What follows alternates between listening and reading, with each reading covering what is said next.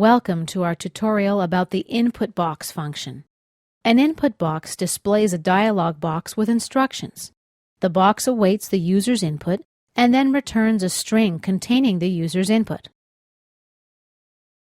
Let's check out how this works in my simple program here.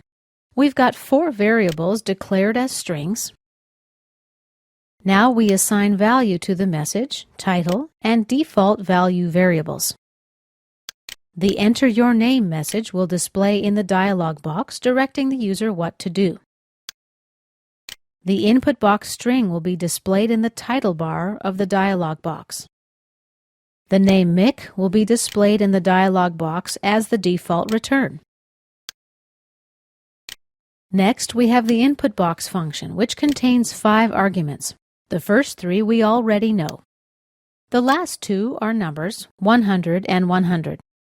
They define the X and Y positions of the box from the left and top corners of your screen.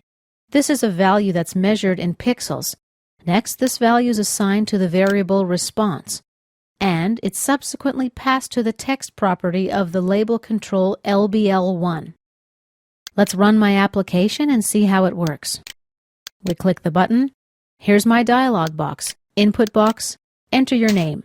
Mick appears as the default name. Click OK. Now in the input box, only the first argument is mandatory. Let's remove the last 4 arguments and run the program again to see what happens, how it looks. As you see, our text box is empty. Our application name displays in the title bar, and the input box appears in the middle of the screen.